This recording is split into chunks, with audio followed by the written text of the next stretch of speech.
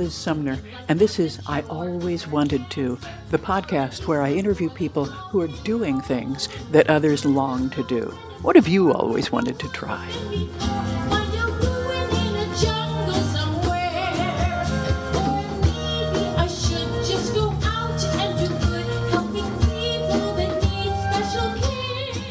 My guest today is Liz Sumner. This particular Liz Sumner is a small business owner, wife and mother of 2 small children, and former candidate for the 23rd Wisconsin Assembly District.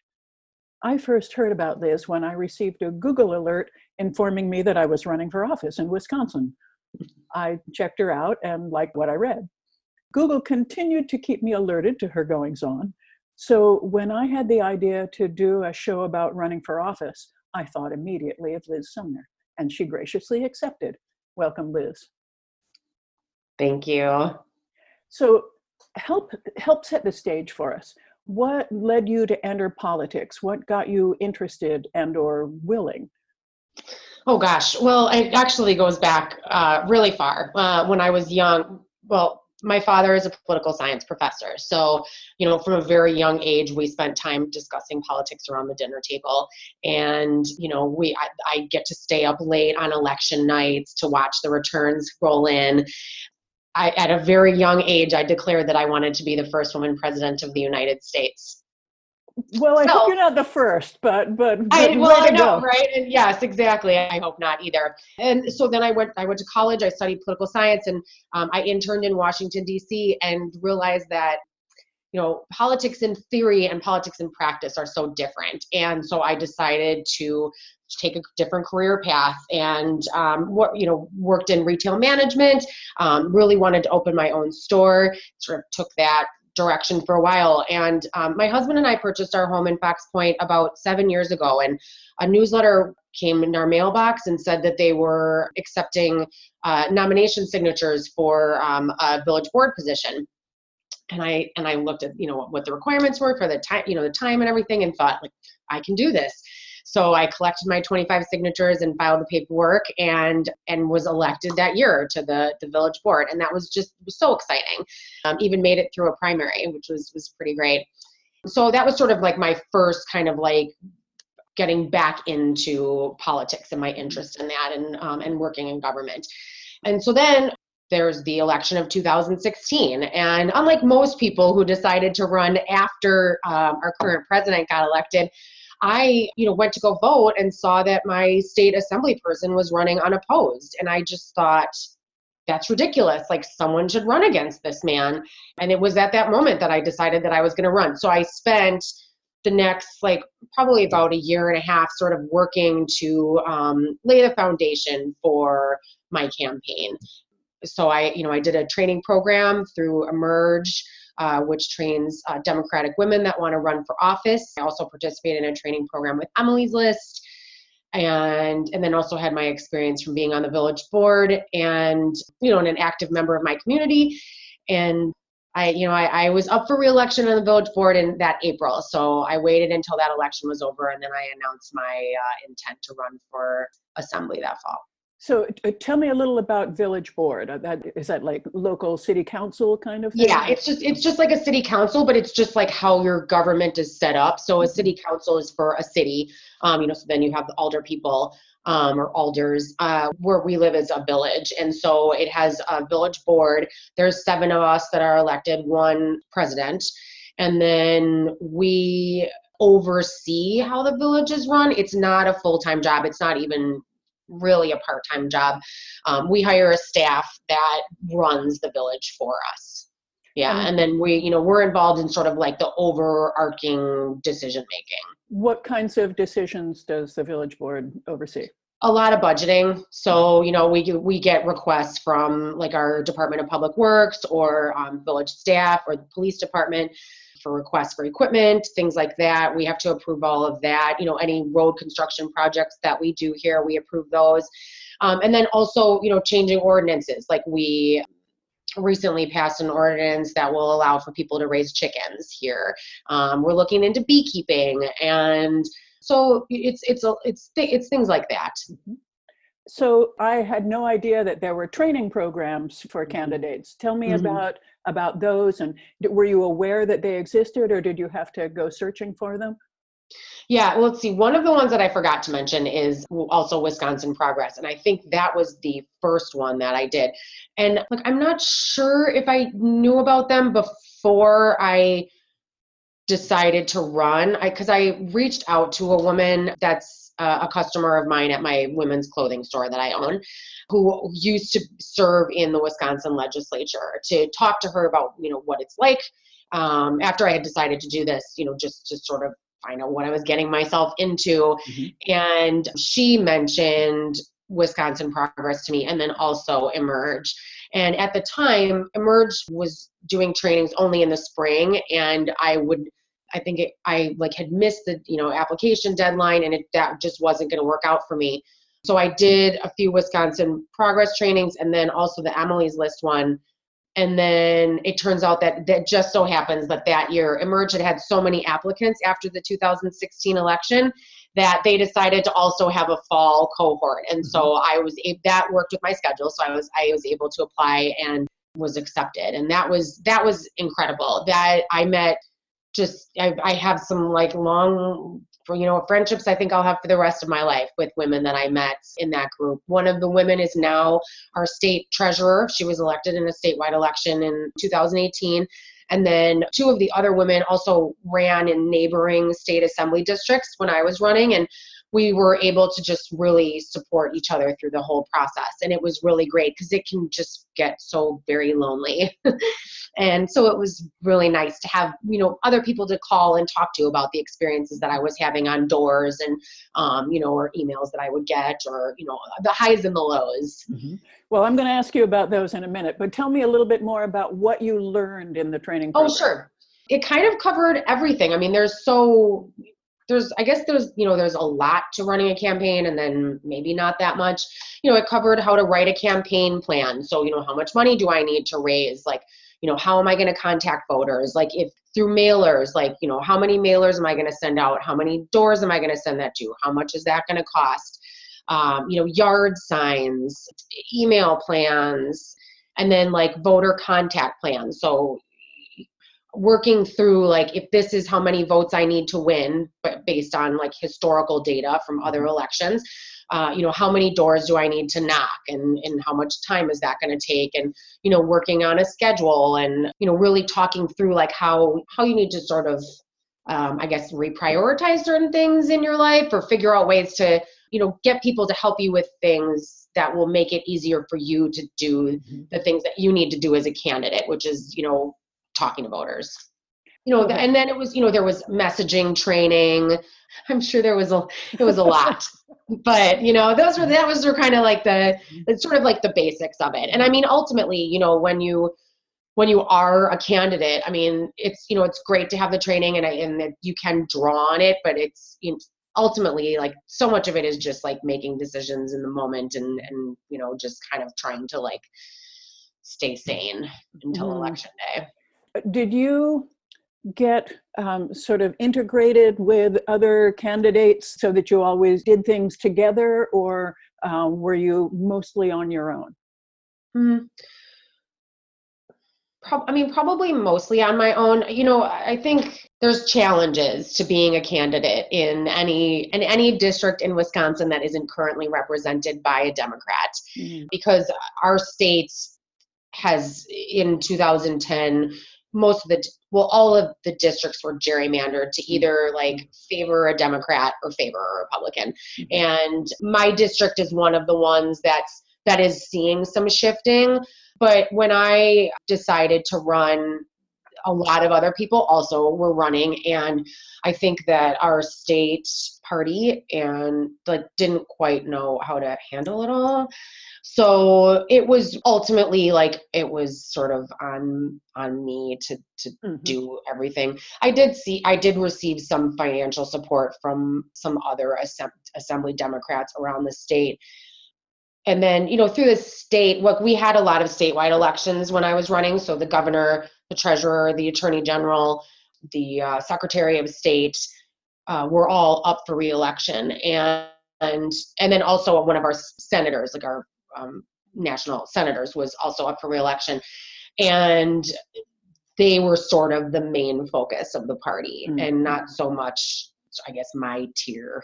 And so, they had this whole plan that they called the coordinated campaign, which was like they had volunteers that were going out to talk about all of them and sort of starting at the top of the ticket and then working their way down. And I felt like, I mean, how many volunteers are going to want to knock on a door and talk about, 6 or 7 different candidates before they get to me? So I really kind of took like an individual approach to my campaign and had my own volunteers and sort of had them going out and, knocking on doors that we had identified as potential, supporters or swing voters, and just talking about me. So you got the backup information from the party you got the field data or whatever that. So they have a database that it's called the VAN, and they use data to try to figure out where people's political preferences lie. And then, it's up to the campaign to go through that data and then figure out who it's worth like talking to, pretty much. I mean, you kind of eliminate anyone that's like a for sure not going to agree with you. And then sort of everyone else, you go and talk to and try to figure out if they're going to vote for you or not, and make sure they are going to even vote. So what did you do to stay sane? What did you do to keep healthy, to keep going out and knocking on doors? How did you? I'm a big fan of hot yoga. So I did a lot of that, probably maybe even like once a day. I sort of started my day off with that. And then, would go out and hit doors for, I don't know, 5-6 hours, depending on the day. Yeah, it was a lot. Also, those relationships that I mentioned earlier that I made when I was in Emerge with some other women that were also running, just talking to each other, and sharing like our highs and our lows, because there were lots of both. tell me some. Tell me some highs. Tell me some lows. Sure. Well, I mean, a high could be anything from, getting like a max donation from someone that, I didn't even know that, just believed in me and what I was doing and wanted to see me represent them. I mean, that was like, wow. Or just getting a really nice message, over email or something, or like on my Facebook page. But then also, meeting people at doors that, were just willing to share their stories. Or someone, I had people who were very conservative that, I knocked on their door and talked to them, and, we had great conversations. And I think, those were so positive, because I think, I put a face to this sort of side of politics, and that they maybe don't encounter very often in their life. And, I think making them just realize that like I was normal and cared about a lot of the same things, and, wasn't just out to like tax everyone 100% and, stuff like that. Like, I think those were really great experiences for me.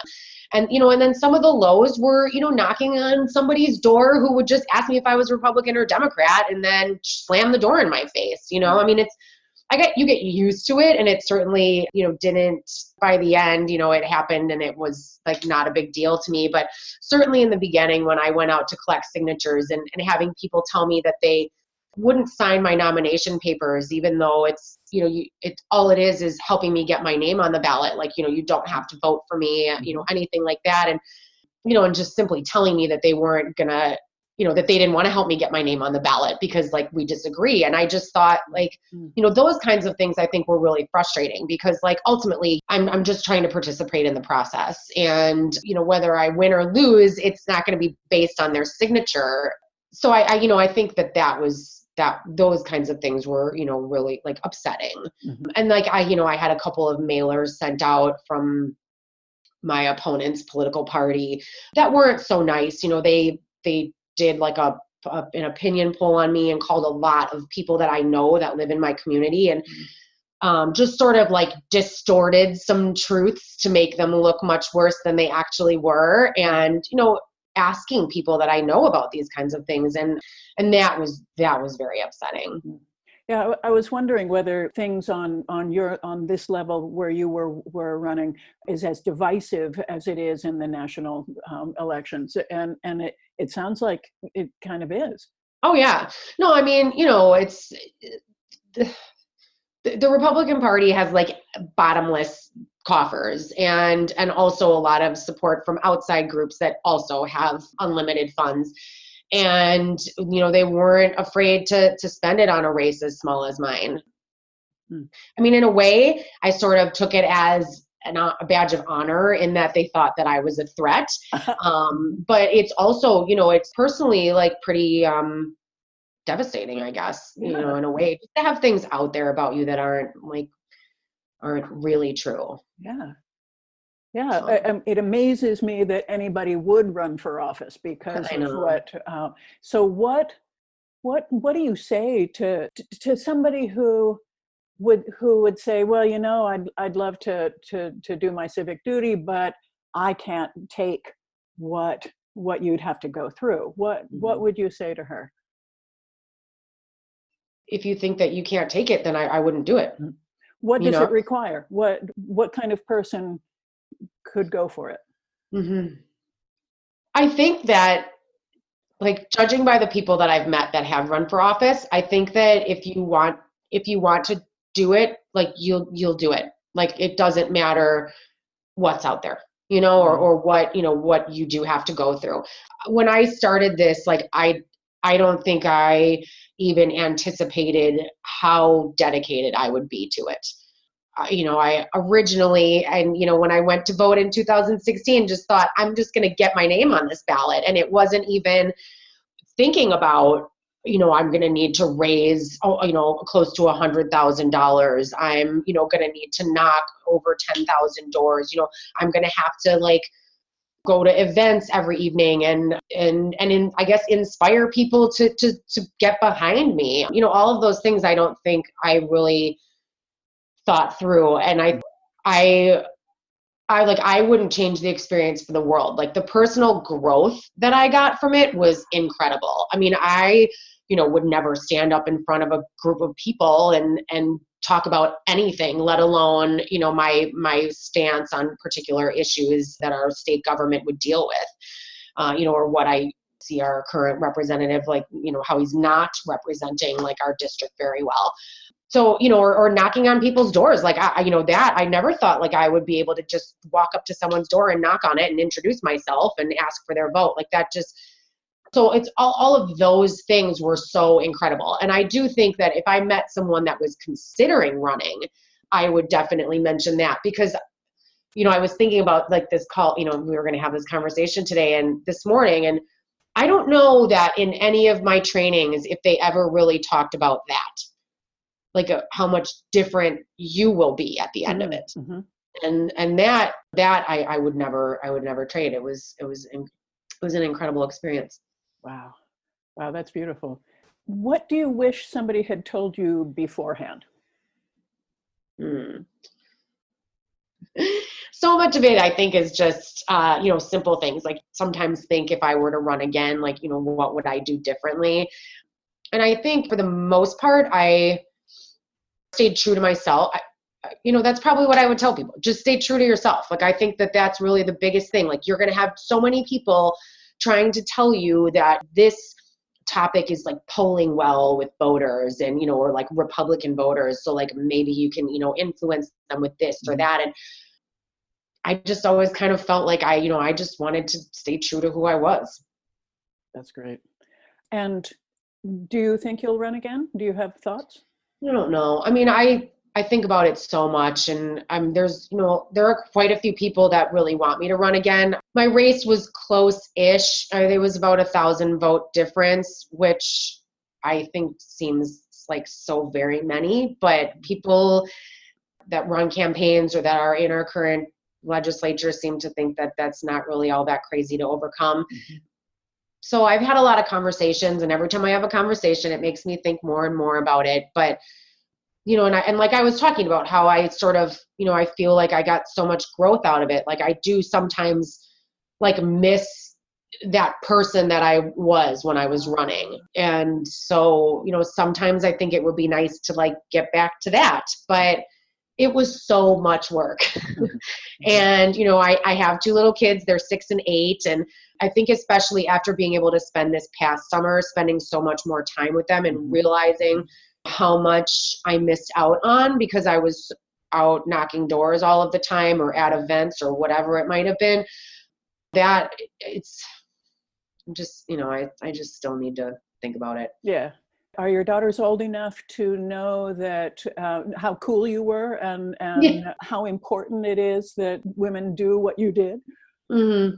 Well, so I have a son and a daughter, and they were very, like, we would drive around and my yard signs would be everywhere, and they would just get all excited every time they saw one of my signs, or if they saw one for one of my opponents, they were like, "Mom, why did they put his sign?" Or just like stuff like that. Like they were really excited, and I mean, because I had the village board race, and then I had a primary for my assembly race, and then the assembly race. It was a lot. And so there were lots of signs to look at and lots of things always happening. And, I would knock on doors and people would tell me that they had met my son at synagogue or at school. And he had told them to vote for me. And so, I mean, like that kind of thing was just like, I was like, oh, you better be kidding me. Like, it's just so sweet. They just were so excited. And, so then when I didn't win, I mean, they were just hugs and all of that and just so sweet about it. And, yeah. So yeah. And we still talk about it sometimes. And they I think my son has said, well, I don't want you to run again. And I was like, well, why not? And he's like, well, because you were sad.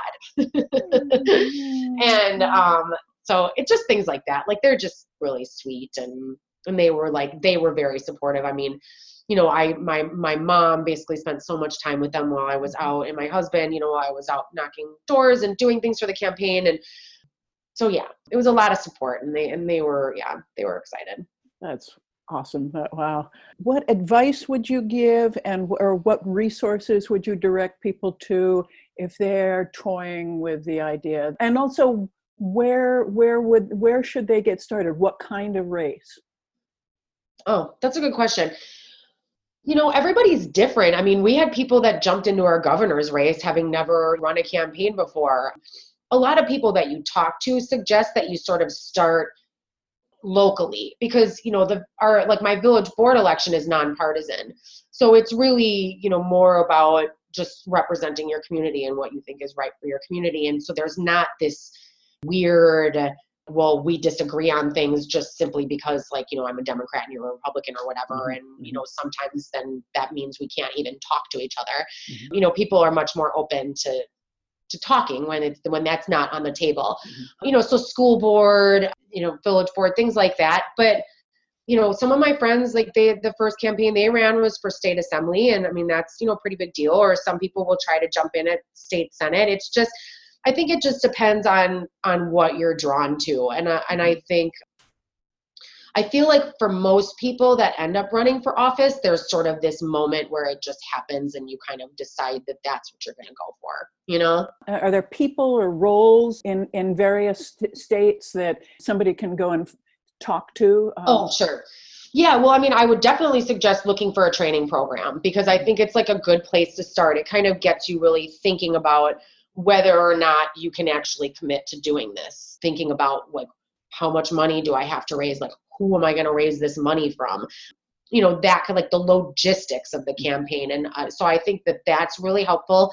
And then, I think getting involved in your county party, also reaching out to people that, are currently in whatever position you're looking to run for, talking to them about, what it's really like and what kind of time, demands is it going to have and things like that. I feel like once I decided, I just talked about it with everyone. And I think that that's the best thing to do is just talk about it because you just never know who's going to really come out and help you. And I had, some customers from my store that I talked to that helped me knock doors and just, so it just I think it's good to just really get it out there, just put it out into the universe, and see what it returns to you.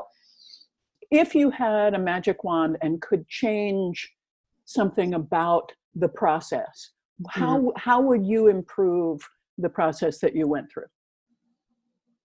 I mean, I think one of the biggest things that I would change, and I'm not sure if this is exactly what you're looking for, is to have fair elections. Having gerrymandered districts just does a real disservice to the people of this state. And, when you have over 50% of the people electing a Democratic governor, but somehow 66% of your state legislature is Republican, there's something wrong with that. And, people's interests aren't being represented properly. And I think that's a huge concern. And you can still see it now in what's happening at our state level, and, how our legislature is really trying to shut down our governor and his ability to do anything, taking power away from him that our previous Republican governor was allowed to have. So that, I would definitely change. Another problem is all of the money that's in these elections, and all of the outside money that's being spent, all of the money that's required of a candidate to raise. It doesn't make for fair elections. Wow, that's great. I really appreciate your time and your candor. And anything you'd like to add? I don't know. I mean, I feel like we actually did a pretty good job of sort of covering all of my feelings about running for office and being an elected official. And so, yeah. But I just want to say, I just think it's so cool that we found each other because we have the same name. Like, I love that. Thank you, Liz. This was really a pleasure. My thanks to Liz Sumner of Wisconsin. I invite everyone to tell me what you've always wanted to try and what you'd like to hear about in future episodes. I'm Liz Sumner, the one who lives in Italy, reminding you to be bold, and thanks for listening.